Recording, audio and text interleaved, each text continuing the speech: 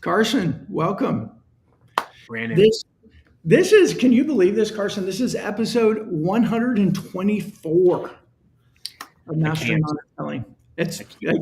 Yeah, Andrea and I were just chatting. I'll introduce everybody to Andrea Waltz, who's here with us. But Andrea and I were talking, and she's like, "You guys got quite a following. Like we've been at it a long time. We've been working at it. Coming up on 3 years. It's crazy." Yeah. So, everybody, thank you for joining us. We have multiple audiences. I want to welcome you all. So, if you're live with us on LinkedIn or YouTube or anywhere else, I forget where else we stream these days.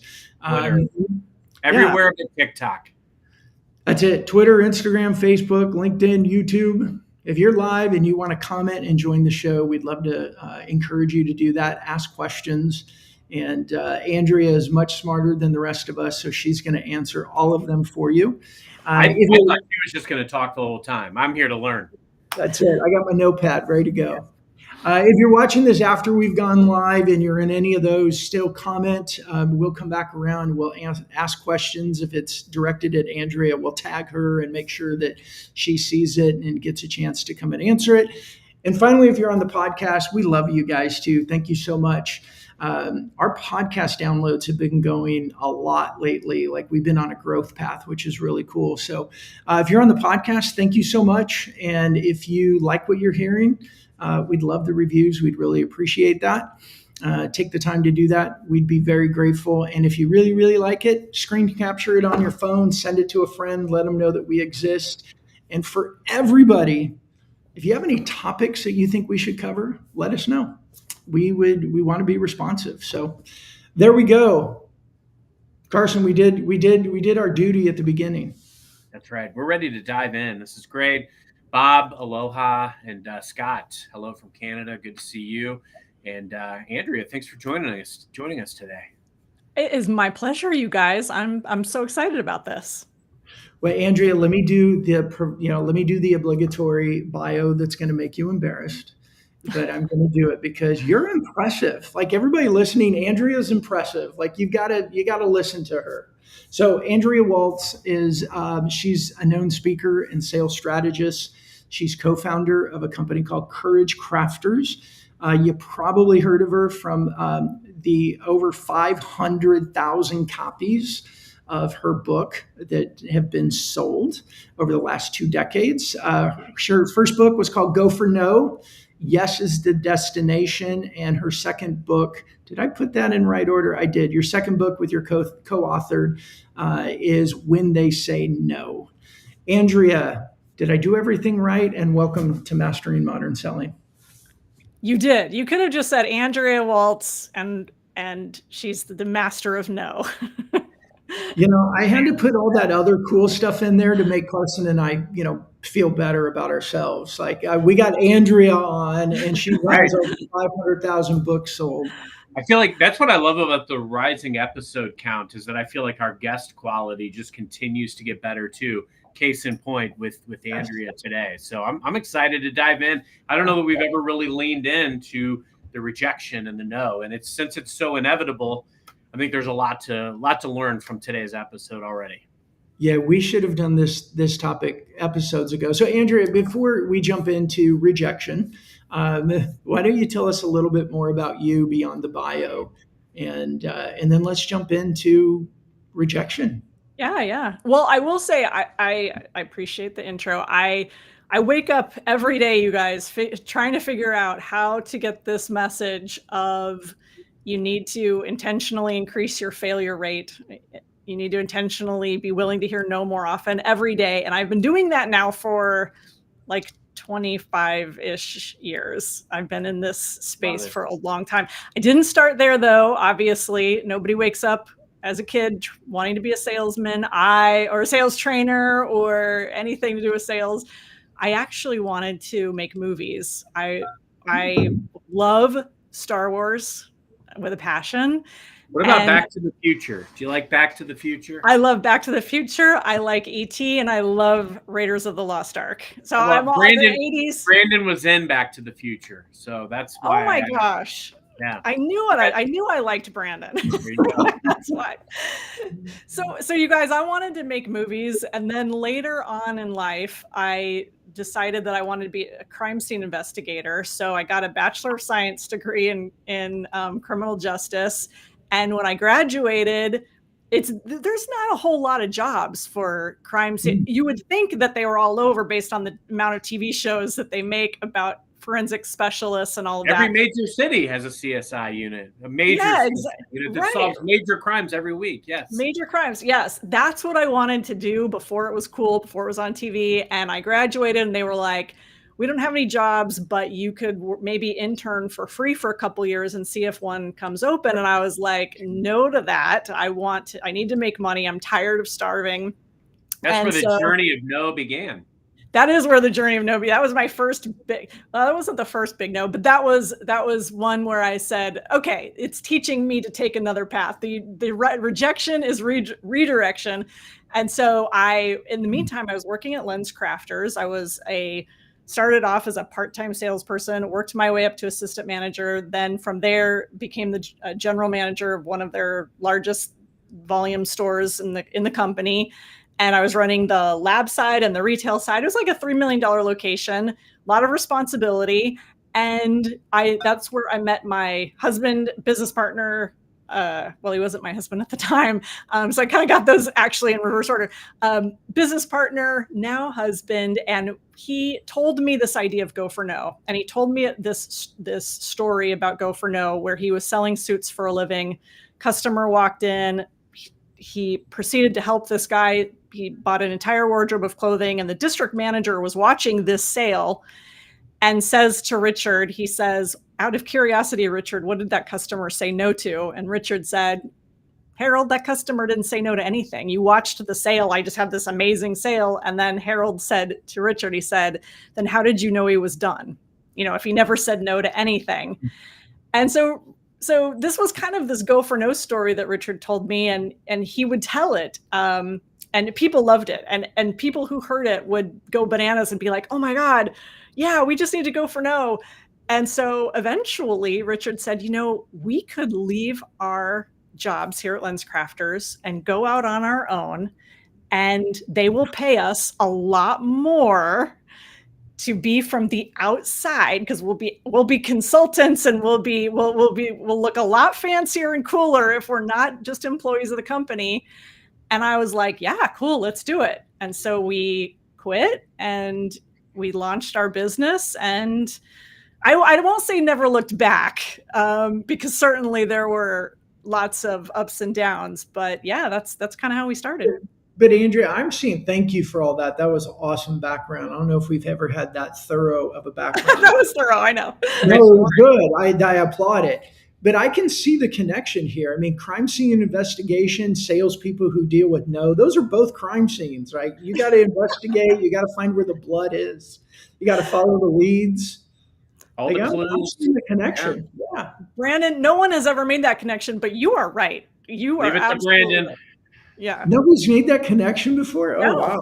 No, but I am going to do it in my marketing from now on. I was going to say, that could be in the plug in your next book. You need to have some kind of I could see you starting on a stage in one of your keynote speakers talking about your training in crime scene investigation, and then applying it to a sales rep who just got rejected, and you have to deconstruct the scene to find out why. Yes. Yeah, contrarian sales investigation. This is good. You guys, for the audience watching, this is what a brainstorm consulting session looks like when we're behind the scenes and we're helping each other come up with good marketing and good ways to put together a keynote. So I'm getting free advice here from you guys, which is great. All kinds of new experiences on Mastering Modern Selling today. Yes. So as we just said, the free advice, I've got to pop up today's show is sponsored by Fist Bump. It also happens to be my company. But for people listening, if you need help around, what we do is we help CEOs and sales leaders become more connected, relevant, and influential with their buyers in order to get more of those first conversations. So We don't do what Andrea does. We're not helping you get no. We're just helping you get the first call. And that's what we do, all wrapped around LinkedIn. And a big part of it is live shows and podcasts like the one that we're on today. And the whole playbook that we do after the show and using the content from the show for outreach, email, blogs, newsletter articles, all types of things. So if that's of interest to you, we'd love to help you if we can at getfistbumps.com. Okay, got that out of the way. Andrea, let's talk about, I loved your setup, by the way, but we want to talk about the fear of rejection or the mindset of rejection first. So why are we so scared of it?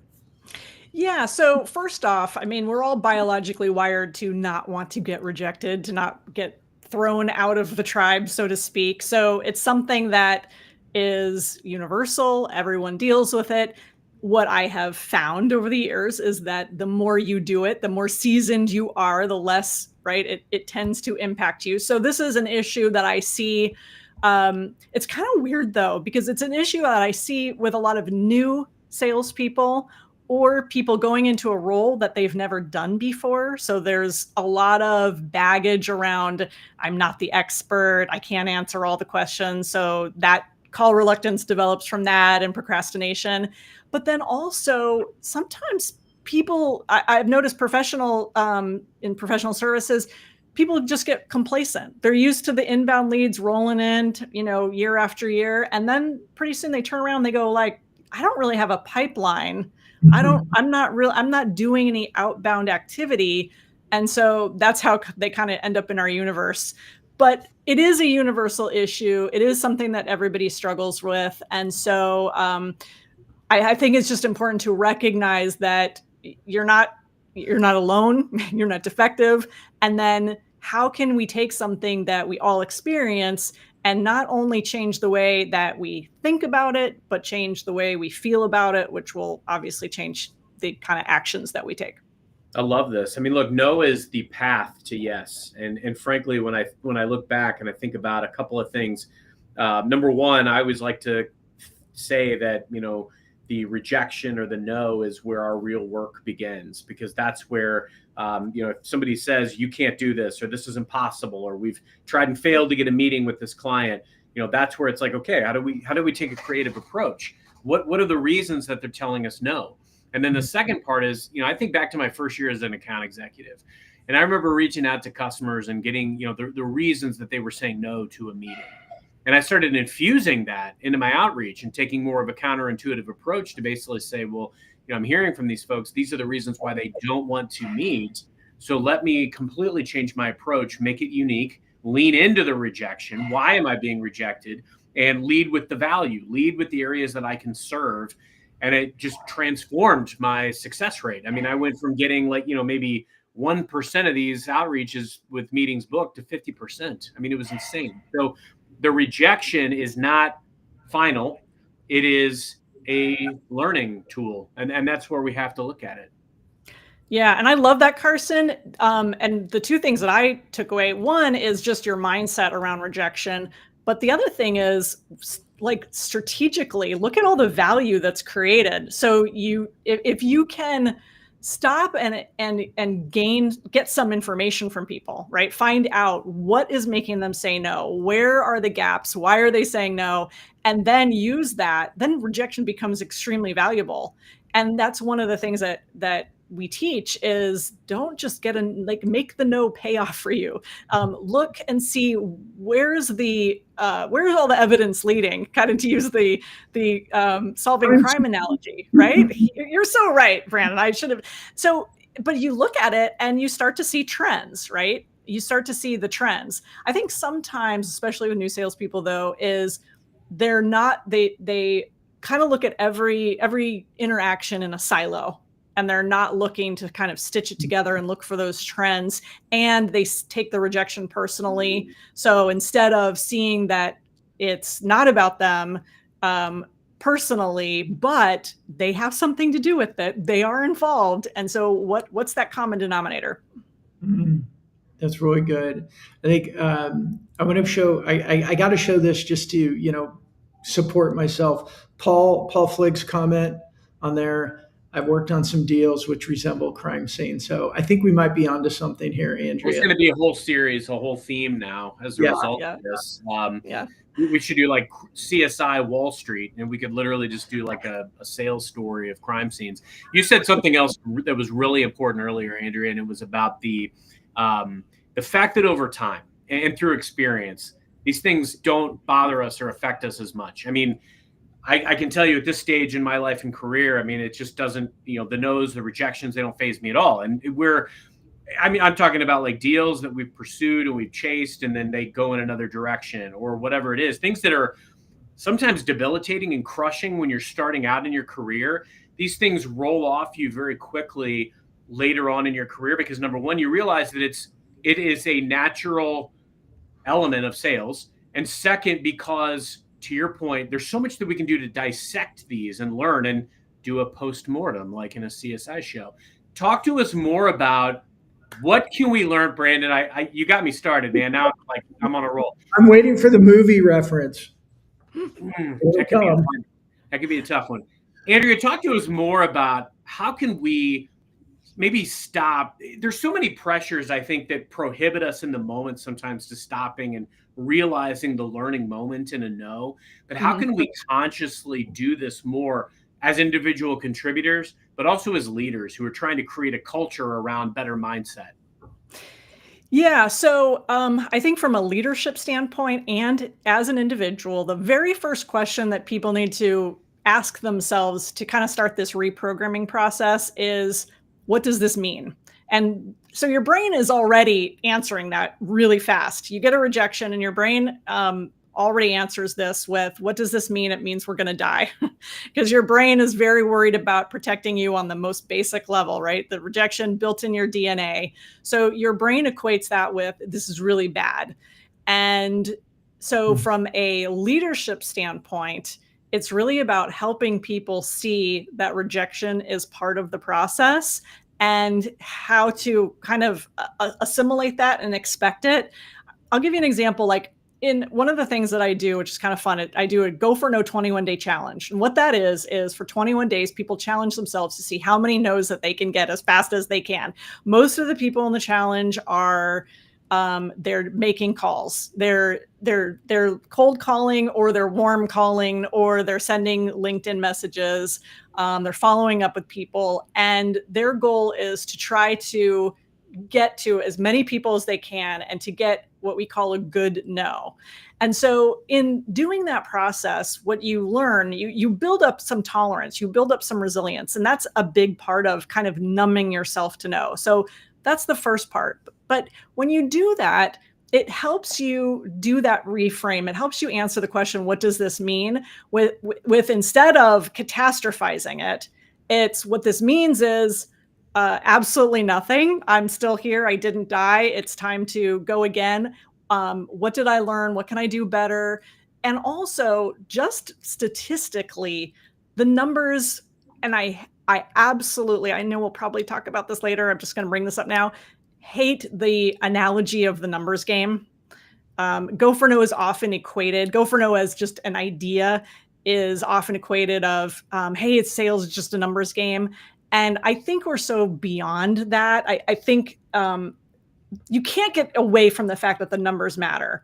And you can't really analyze data unless you have enough of it. And too many salespeople that I see will make a couple of calls. They'll try a particular message. They'll try some kind of cadence, and then they'll go like, well, that didn't work. Well, how many calls did you make, right? And so sorry, I've kind of gone off a little bit on a tangent. I'm coming back. I'm reeling myself in here. Yeah. So, but the thing is with the building of the resilience and understanding that there is kind of a numbers game aspect to it, and that is part of it. And so when you get your numbers up, that is how you retrain your brain to understand what this means is you're going to keep going, you're going to survive. And that's just a big part of it. It is just numbing yourself to those no's. When you've been around long enough, you start to get there, as you've said, Carson. Yeah, I think Bob's comment about the training ground where new sellers acquire their alligator skin is disappearing is very interesting. Top of the funnels activities are being automated, and maybe they're not having as many no's early on. Do you find this to be, is this a challenge that's happening with new sellers? They're just not getting the at bats to get the rejections. Yeah, that's really interesting. And I have never heard anybody say that, and I think that is absolutely correct. Here's why I personally don't see that, is because the people that I think end up in my world, and I mean, so in my business, there's kind of two parts of my business. One is just going out and doing keynote speaking at conferences. And when you do that, unfortunately, you don't get to interact as much with people. And then when I do things like the Go for No challenges, that's when people who are self-motivated, they're usually full or significantly on commission, and they've tracked down Go for No because they need it. And so as a result, I don't think I'm seeing those type of people because they're not out there seeking the strategies and the mindset to help them deal with that. Does that? Yeah. That's I think you nailed it. And, I definitely want to hit on Anthony's question as well, but briefly to touch on Bob's. Andrea, I think you're spot on. And it's an interesting observation because, yes, I think more and more of the upfront tasks are being automated where they can. I think that there is an interesting statement about the compare and contrast of, what experiences maybe we had as sellers in olden times versus present day. I do see this in some sales teams, absolutely. And I think it definitely, on the one hand, I think some of these folks are being shortchanged in the full sales experience. But on the other hand, where is sales going?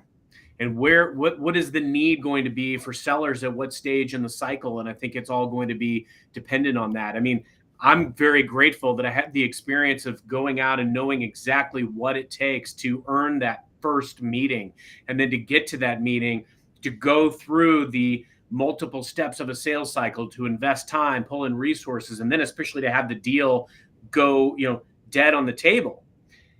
I think some of the ramifications here, Bob, are if you haven't created and kind of baked this deal from the start, I don't know that you're going to have as much skin in the game and passion at like 95% into the sales cycle either. You're not going to be like living and dying by some of these deals. I mean, I can tell so many stories of, being up, late at night on the phone with like my internal whisperer at the customer, like arming me with what I needed to know for the meeting the next day. And I think some of those experiences are going to go away in favor of, to your point, like the seller being at the last mile. And so I think it changes the whole experience. What is sales going to look like 5-10 years from now? I think AI is going to be very prevalent and prominent in a lot of areas right now. But I think there's also going to be a pendulum swing where the skills and the EQ are going to, and the fundamentals are going to be all the more important in the aftermath of that. So, I think we're seeing some of those changes, and it's a different sales muscles are being developed. But I'm glad that we have these sales muscles, and knowing how to cope with and deal with rejection is always going to be a strong one to have. Well, it is. And I'll just comment that a lot of people look to technology. I mean, why in sales is technology so helpful? Well, it's helpful in literally every facet of our lives, right? It's helpful in GPS, getting you where you want to go, and booking travel, and everything. So there's some practical reasons why technology is in sales now. But one of the main things, and you see it celebrated, like, zero rejection, right? Do this thing, use this tool. There's zero rejection.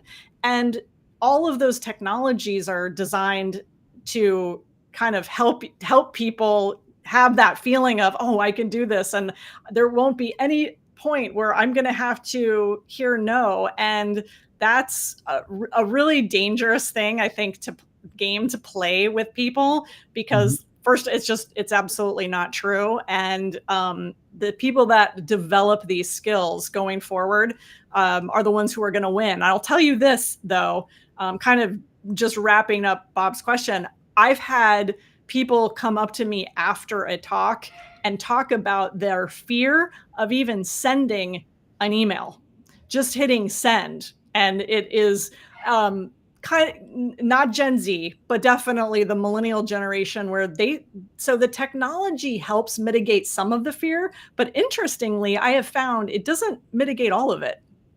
Yeah. And I see that in, what we do at Fist Bump with leaders around creating thought leadership content. There's a big fear of rejection there. And it's easier to say, well, let's go hire somebody that could use my LinkedIn account and mass message lots of people, get back to the numbers game.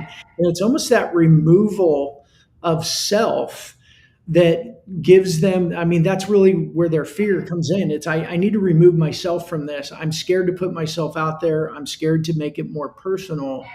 So let's go with messages that are out there.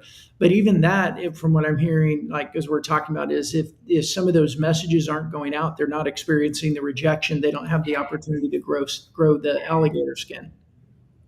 Can we shift to this, Andrea? When you and we did our pre-call before the episode, one of the things that we had talked about, and it reminded me of something I learned from Brian Tracy, 15 plus years ago, is embracing the rejection. You talked about having your personal success ratio as a way to help you. Can you explain what you mean by that?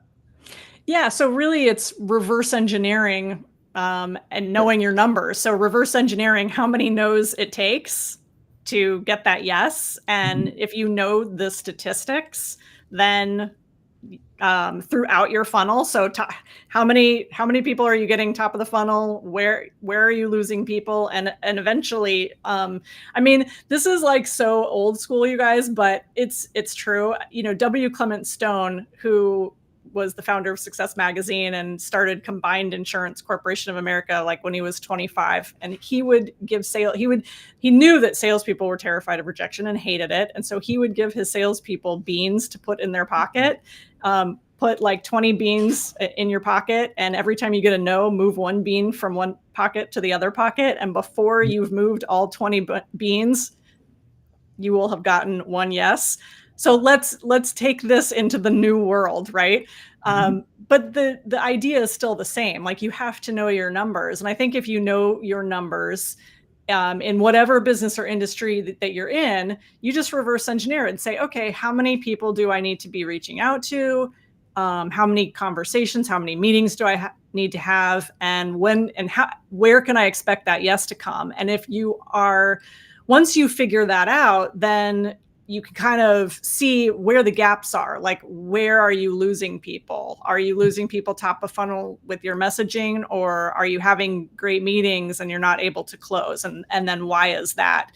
But at every step, it's being willing, I think, to ask the tough questions early. I just saw a great question that I know that's coming up, so that you are getting to know faster, so that you're not chasing after deals that are poor deals. You're not filling your pipeline with a bunch of stuff that's going to turn into nothing. You've got to be going for no and be willing to hear no at every step of the process. And that's such a fundamental part of what Go for No is all about. You hit some really powerful stuff there. I think about it, and there's only so much we can control in sales. We can control the quality of the message that we send. That's going to give a higher probability that somebody will take the meeting. We can control the quantity of outreaches that we make. To your point, know your stats, know your number of outreaches to get to that yes. And then you can control the consistency by which you execute over time. And a lot of this sales methodology is, where can I shore up the gaps in my process so that I have the highest probability of success? We can't let any numbers absolutely govern us. I think that's the problem, that a lot of times the Monday morning quarterbacks look at the data and they just want to find some asinine statistic to stump you. But the reality is, what the data can do, and where AI is super helpful, is it can automate a lot of these tasks so that I can actually go in and talk to an executive without even prepping, and I can sound like a genius because of what AI can arm me with. And that's what I think great sellers are using AI for, is how do we shore up our process, prep efficiently, and things of that stature to go in. Now, what I'd love to hear, Andrea, and this kind of touches on Anthony's earlier question about the thoughts of rejection as it relates to uncertainty. Why are customers saying no predominantly? And I've got a lot of theories, and we've talked about that a little bit on this show before, but I think at the heart of it is like, why are customers saying no, and how can we get to know quicker? Because I couldn't agree more. We got a lot of fluff in our pipeline and we don't need it. There's no sense in fluff being there because you're going to have to answer to it at some point. But how do we really plug into why customers are saying no and make our process more effective to get to that yes? Yeah. So, I mean, I think that customers are saying no because they have PTSD for the last 60 years of salesmanship, right? Everyone is terrified that they're going to get a typical go for yes. I'm not throwing the go for yes people under the bus at all, but they're scared they're going to get a salesperson who they perceive is manipulative, who will ask questions in a certain way to force them into a corner. You do love your children, right? You do want your family to have the best possible protection, right? Right. And ask those questions to where you're pressure into a high pressure sale. And so I think that we know, I think you guys have probably seen it. This ship has turned, and it has really turned, I think, in a really good way over the last few years.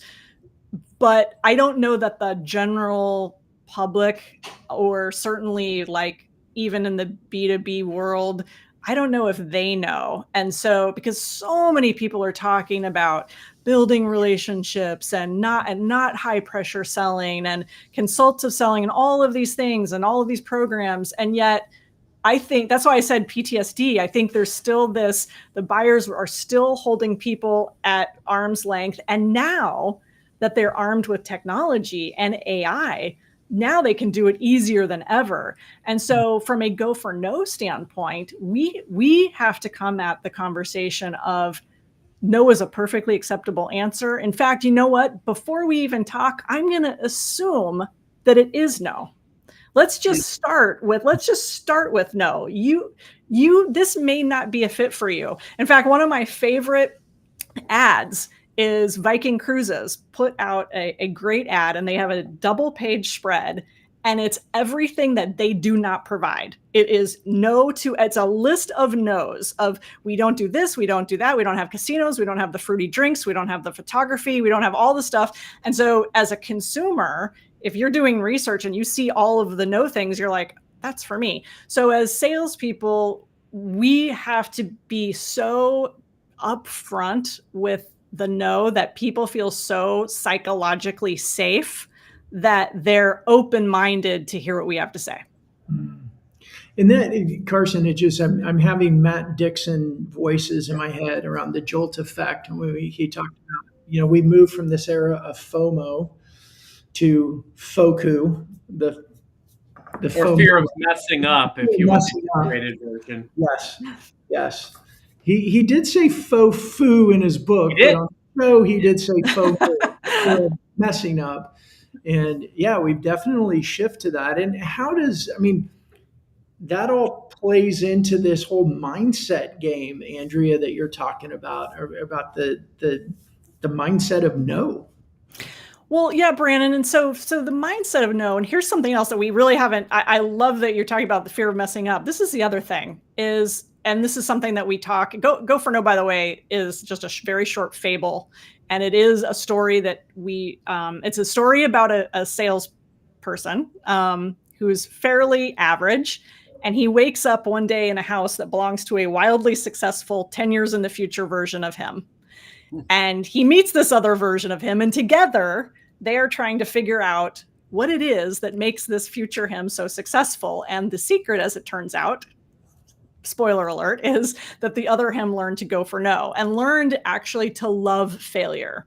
And so there is an underlying theme in Go for No that you have to start to love failure. You have to court failure. You have to seek failure, and not just for failure's sake, but for what it does for you from a resilience standpoint, what it does for you in teaching you, in building your confidence. I think somebody asked just about uncertainty.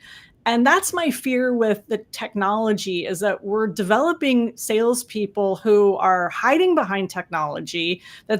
They're using the great parts of it, but they're hiding behind it. And I wonder if in the calls, in the discovery, in the communications, they're not going to be floored if they get and feel completely at ease, and uncomfortable with hard questions, tough questions, things that they can't answer. And I have to tell you that I am seeing some of that where people are, I tell them the people in my Go for No challenge, I'm like, you know what, you guys, I don't want you to come back with success stories. This isn't about proving yourself. It's not about getting a gold star. I want you to come back with stories of how you messed it up and how you failed so that you can survive that. And we can talk about that. And that actually is going back to what Carson said about, what can leaders do? Leaders have to create a culture where this is okay. They have to talk about no, right? They have to talk about rejection. They have to talk about where are we getting no? Why are we getting no? And how can we get better so that everybody feels like it's just completely on the table and it's not the elephant in the room. And that's one of the biggest challenges, is often the sales culture or lack thereof. I just finished reading The Infinite Game by Simon Sinek. And let's be real, so many of our organizations, right, wrong, or indifferent, but mostly because, numbers are reported quarterly to Wall Street, we manage on this quarter to quarter mindset. And that is contrary to what you're preaching and what I believe to be true, is that we have to plant these long-term seeds. I look back at the great deals that are happening right now, and the seed was planted 6 months to a year ago. These sales cycles can be long, but if I'm only looking at the current quarter, I lose sight on these things. I lose focus. And so we have to challenge these norms. And, I think the other benefit, I guess, or almost curse of doing this as long as I have, or being in this realm, like, having this level of experience, is like you get to a point where, yes, the rejection doesn't sting anymore, but you almost, with the technology, I'm sleepwalking. I mean, it's so easy now to get a meeting because of the wording that you can leverage with AI. And like, I'm adding a personal touch and I'm doing it what I believe to be the right way. I'm using the customer's websites and but I'm almost sleepwalking. You get to the meeting and then you're doing the fundamentals. You're leaning in and you're, listening and, but I fear that we're not creating and instilling the necessary culture and EQ skills in our teams consistently enough across the board to be able to create that culture where we welcome and we invite the rejection and the no, because that is exactly when the real work begins. If we're not pushing the envelope, back to your original story, then we're not really providing our optimum value. Ideally, we work for an organization or we represent a brand that can really join in and change the game for the customers that we serve. And I think too about, like, I loved your analogy of the Viking cruise. We've talked before, Brandon, on this show about, I'll tell customers all the time, this may not be a fit. And frankly, you've got a great contact or you've got a great relationship with XYZ company, my competition. One of my friends works there. I'm happy to make the introduction. If they're the right fit for you, we'll make that work. But we've got to embrace the rejection, understand it, dissect it, and then be able to move forward meaningfully, because without the rejection, you're not going to be able to really uncover what they need, and you're not going to be able to form a real relationship. Hey, Andrea, before we move into, I do want to go into the failure autopsy, especially because we're talking about crime scene now. But what Carson was saying there, could you address, like, what are some of the best practices that leadership can embrace to try and start bringing? I would imagine it's really difficult. Like, we don't talk about our failures in public very well. How does leadership embrace this and start to bring it in to make a change? Yeah, so the companies that I have seen implement Go for No successfully are the ones that do it uh, not only kind of bottom up, but top down. Everybody uses the phrase Go for No. Everybody talks about it. In fact, the guy who kind of taught Richard this Go for No idea, he would ask him, like, how many no's did you get today? How many no's are you hearing? Back when he was selling suits for a living all those years ago. And so I think that that's one thing. Another thing is celebrating when somebody, and you hear this a lot, but I mean, literally celebrating when somebody gets a no or they work a deal and it falls apart, instead of, and this is kind of where the failure autopsy comes in, is instead of it being like this horrible, shameful, embarrassing thing, we've got to celebrate attempts as much as we celebrate and tries as much as we celebrate results. And in most organizations, it really is the opposite. Results are, everybody's on the leaderboard, everybody's trying to hit President's Club, all of the yeses are talked about. I think we learn a lot more from the no's and what happened and what went wrong. So what went wrong with that deal? Why did, who did they not bring in to be on the conversation? What did we miss, right? And so that's something that I think that comes from top down. I remember once Richard and I doing a training session for a very large pet food retailer. You would know who they are. And the VP of sales basically was like, he at some point, kind of early, had stuff to do. So he left. Well, what kind of signal does that send to everyone else sitting there? And the signal was, well, this isn't a priority.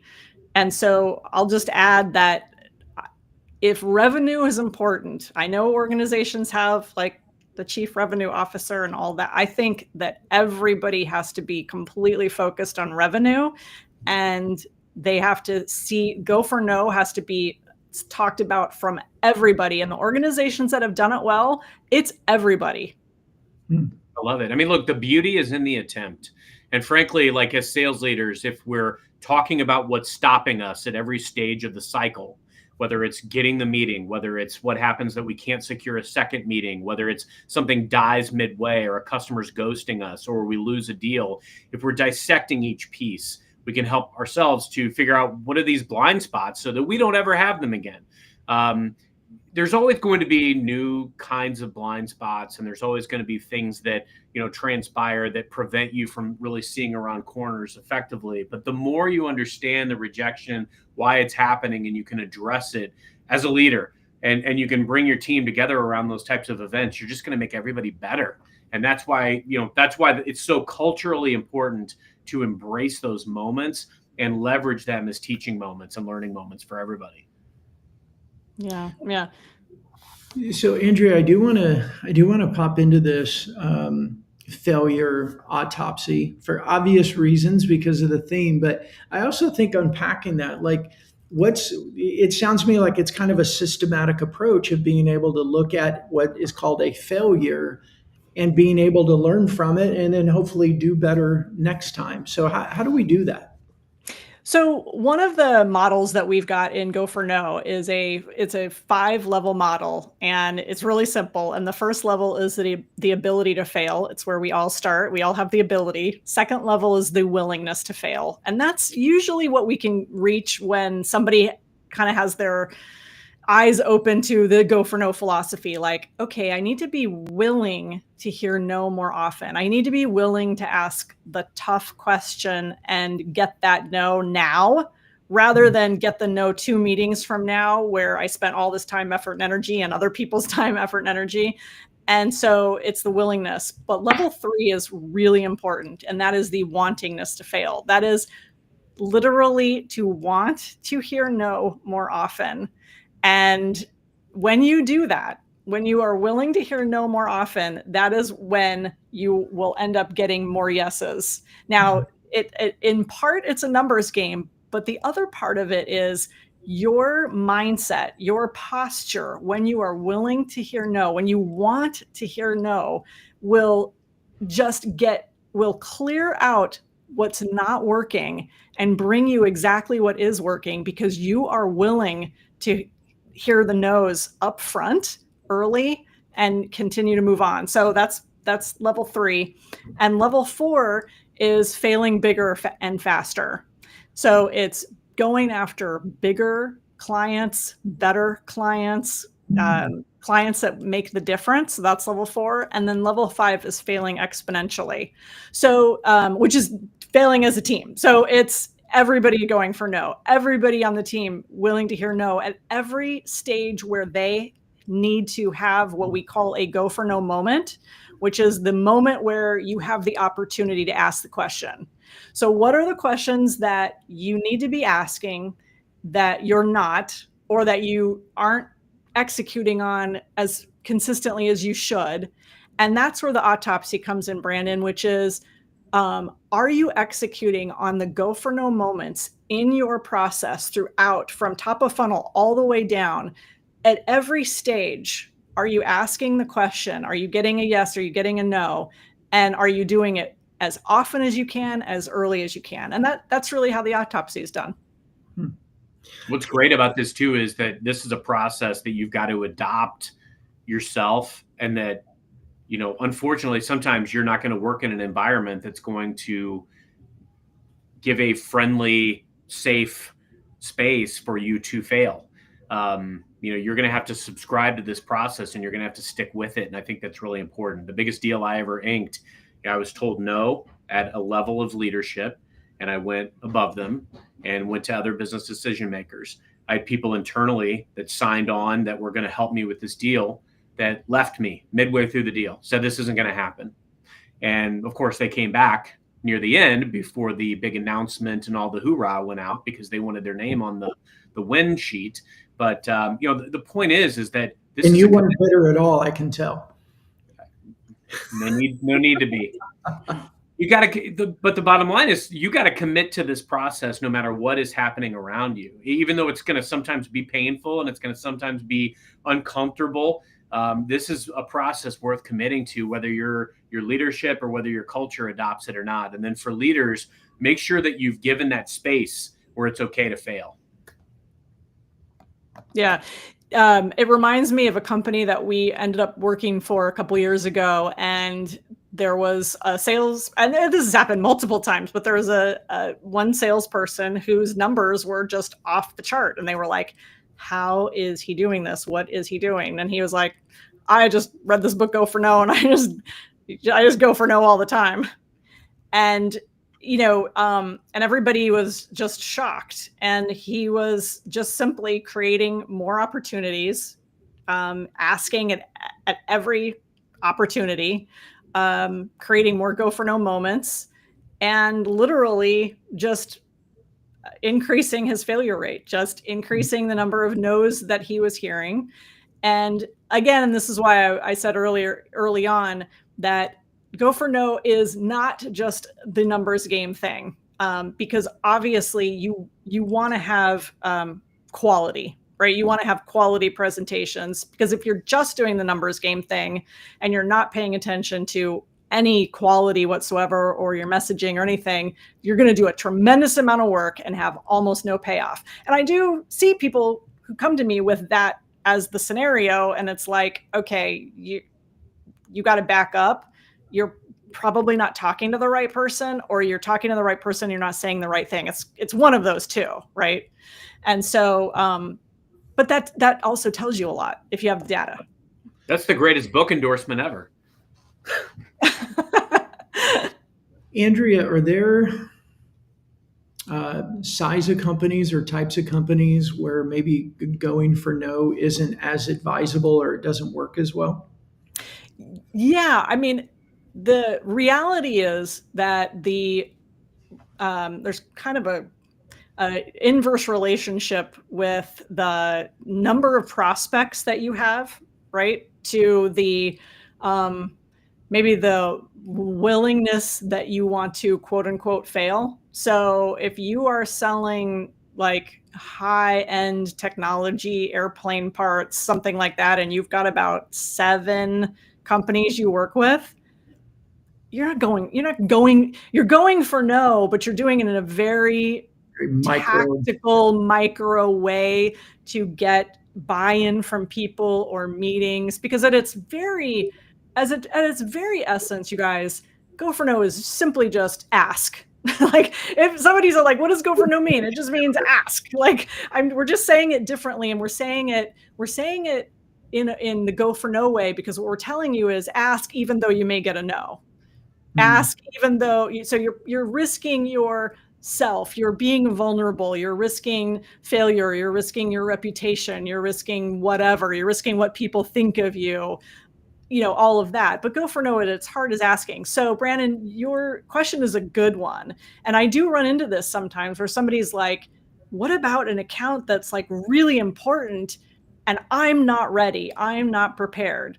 Well, and it's a valid issue. Like, should I just go out there and just fail, and completely demolish my chances with like this gold star client?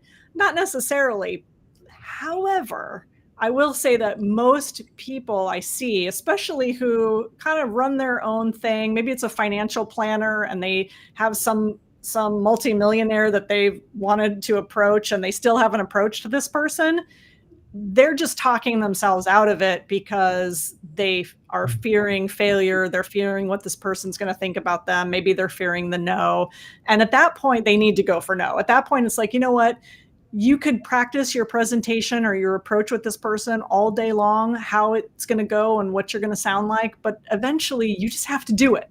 Like, stop trying to be perfect. You just have to do it. And so that's what I run into more is Brandon trying to pull people and get them to take action and get them to just do it, rather than the small statistic of people who, yeah, you need to prepare. Like, don't go in. We want you to feel confident. And that's really important. Obviously, this message is not like go in, fail, make a complete and total ass of yourself and embarrass yourself. No, obviously not.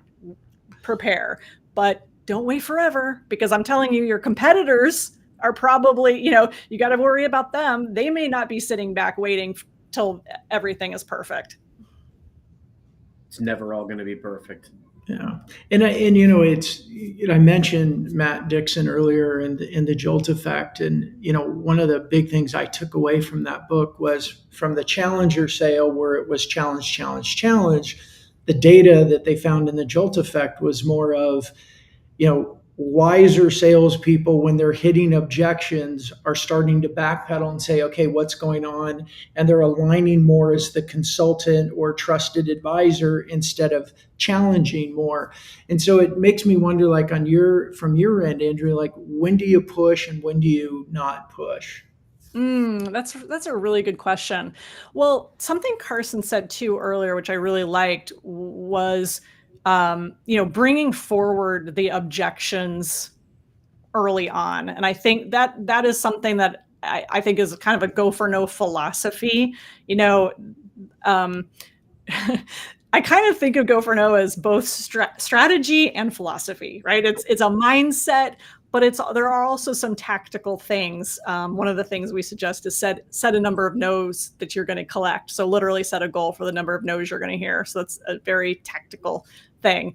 But pulling forward those objections is one way that I think you can do exactly what you're saying is you're kind of saying no for people, and that is very pulley.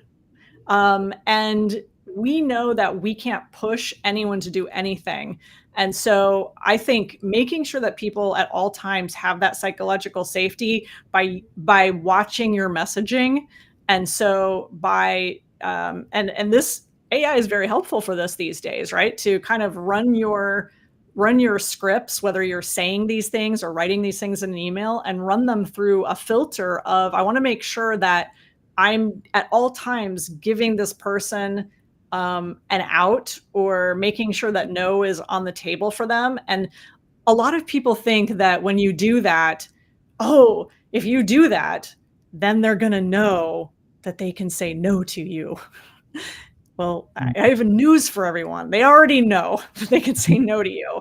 The only thing that you're going to do by making them feel like they can't is giving them that PTSD and making them feel like you are the same salesperson that they fear that you are, which is a salesperson where they're going to get pushed and persuaded and convinced into something that they don't want. Yeah. Andrea, this has been great. Carson, do you have any follow-up questions? Anything? Yeah, you know what I'm curious about, Andrea, is, you know, you've been on this journey for some time. What would you say are the biggest changes, the most impactful changes to the sales ecosystem over that time? But what has also stayed very fundamentally true? Yeah. So I think the big change obviously is just watching the technology change. Um, Watching people go from how everybody is doing outbound selling on the phone to everybody's doing it virtually, or they're not doing outbound.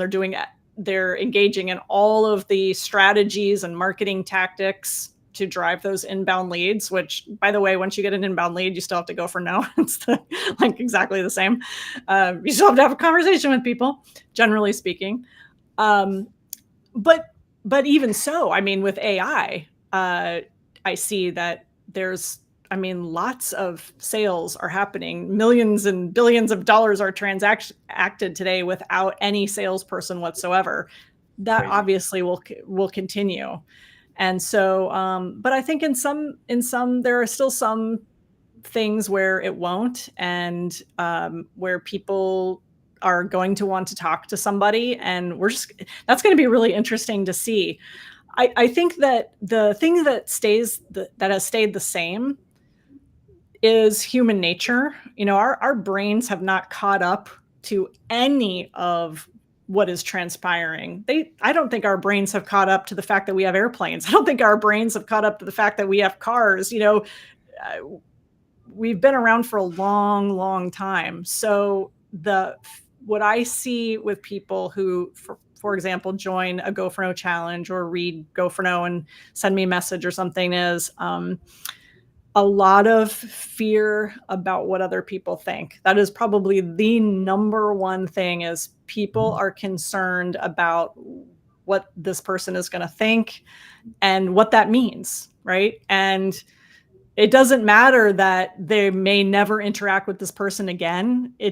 All of the logical thinking that I can help them with, like, hey, it doesn't matter, they're not thinking about you, and all of the stuff. That's just a very real ingrained fear in people, and it's very difficult to get rid of. So one of the things that I kind of coach people on is that the psychological issue with rejection has two parts. One is psychological. It's what you're thinking about, right? It's your fear of, what does this person think of me? What are they going to say about me? What does this mean? But also there's a biological part, and that's the butterflies and the shaky voice and the sweating and all of that. And so I teach people, you can't wait for the physical sensation of fear to go away before you take action.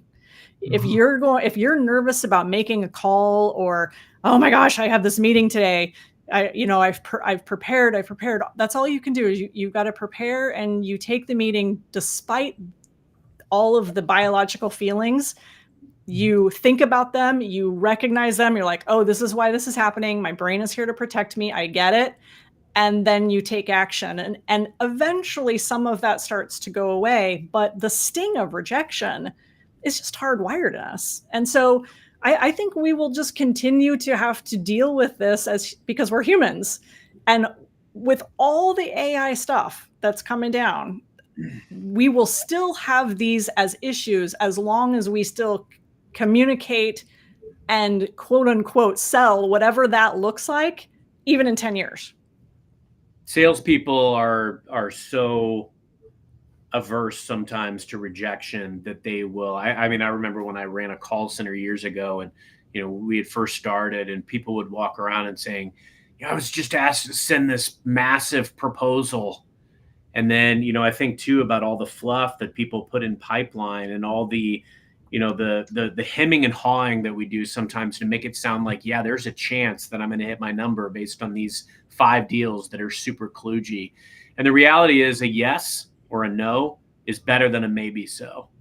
In fact, I will often try to coax the potential for rejection or risk out of a customer dialogue just to say, hey, like these are, I have these resources that are available. I can invest, I can do these things, but, let me know if I need to spend my time and priorities elsewhere. It's not going to, no harm, no foul. I need to go out and create work elsewhere, and we have other projects to invest in. So, it's not going to hurt my feelings if you let me know that that's not a priority right now. I'm available. I'm here. I'm happy to do whatever I can, but don't be afraid to kind of coax out that risk that they see to, Brandon, to your earlier point about what Matt Dixon preaches, but also, very in line with what Andrea said today. We got to make sure sometimes we don't just say okay to a maybe or keep kicking the can down the road. That's not going to help anybody. And as we kind of wind down, Brandon, I tried hard, but trying to come up with a movie reference about as close as I got. Just thinking of the movie Seven and the 7 deadly sins. We could do like a 7 deadly sales sins of rejection. Maybe that would be the movie reference. But I'm going to need more time on that one. Yeah. So Andrea, early in our Mastering Modern Selling episodes, Carson, almost every episode, he had a movie reference to use as an analogy or a word picture. And so it became for a while that it was every episode, Carson, where's the movie reference? We haven't done that as much for a while. Maybe we should bring it back. That was fun. And Andrea talked about movies. We talked about CSI. I mean, we've got the theme going. Yeah, yeah. Well, one movie reference is Jim Carrey's, was in Yes Man. Yeah. Right. And he had to say yes to everything so that it would get him out of his comfort zone. And go for no in its own weird way is kind of it's the opposite. but when you're willing to hear no, it's crazy how the yeses will come from that. Mm-hmm. Yeah, what we do with Fist Bump with clients, we use a live show and a podcast as part of their reputation building, and it scares the crap out of people. Like they've got to host a show, and like, Brandon, you make it look easy. I'm like, well, I'm well over 100 episodes into it. I mean, Carson and I go back to episode 1, and we sucked. I mean, it was bad. It was bad. And then, but you know what? Episode 5 was better than 1, and 20 was better than 5, and you get better. And what we do is, you've got 3 weeks from the time we start. You give you a 1-week grace period, but within 4 weeks of go, you're doing your first episode, because you've got to get that first one out the door to go through the physiological challenges, the sweaty palms, the butterflies. Oh my God, people are going to think I suck and all that. But episode 5 is better than 1, but you don't get to 5 unless you get 1. And just trying to push people and doing it. And I think it's probably like your challenges, like you're getting people more comfortable with no by getting no's. Yeah, exactly. There's so many great analogies there. Exactly. Like, did Michael Jordan stop shooting because he missed a shot? And, I always think of that great Hank Aaron quote about how when he was in a slump, he just kept swinging. I mean, statistically speaking, you're going to get to that yes. And I think the key is to continue to look at, why you're getting no, embrace it. Don't be afraid of it. And I got to tell you, I mean, somebody who's been in sales for 25 years, I mean, you get to a point, honestly, where it's like, it doesn't phase you at all. In fact, it's almost like, okay, how can I turn that into a yes? Like your mind just starts churning of like, all right, I heard no. Why? Be curious, understand why they're saying no, understand why they perceive risk. And it's just, it is a path to so much more success. Yeah. Yeah. And, I'm going to give, last word for you. Number one, let you respond to what Carson was saying, but I also want to make sure you let everybody know how they can connect with you, where they can find you. Of course, the book is Go for No. It's on Amazon. But what are other ways that if somebody wants to reach out to you, they want to hire you to be a keynote speaker, where do they reach out to you? Well, you guys, I've been around for a while, so I'm well branded. So if you type in "go for no" onto the line, you're gonna find. If you type in @go for no on Instagram, Twitter, whatever, or X as they call it, as the kids call it these days, yeah, you'll find me. I love it, Bob. The Nemo reference just keeps. There you go. I love it. Love One it. of my kids was obsessed with Nemo, so seen that far more times than I can care to share. I find a lot of those movies, I've listened to them far more times than I've watched them because I used to drive while the kids were watching DVDs in the back seat. Yeah. All right. Well, Andrea, thank you so much for taking time to share with us today. I thought this was excellent. I've got a lot of things I was thinking about, a few things I'm going to talk to my team about. So thank you. Thank you for that. Well, it's my pleasure. You guys are amazing. Loved the conversation. It was a lot of fun. And so I appreciate you having me. Yeah. Well, you should have seen us episode 1. We weren't so amazing. Please don't. We need to strike those from the record. Yeah. All right. Well, everybody, thanks so much for joining us. Next week, episode 125. I believe we have Larry Levine joining us next week, if I'm right. Nice. And so that'll be another excellent episode. I think that's his 3rd time. He's a three-peater with us coming up. So thank you, Anthony and Bob and Sarah and Scott and several others. I think Paul was in there, Deborah. Thank you so much for joining us today. And Carson, I want to wrap us up and bring it home. Thank you, Andrea. This was awesome. Thank you so much for teaching us how to not be scared of the word no. And thanks for our audience. And until next week, happy modern selling.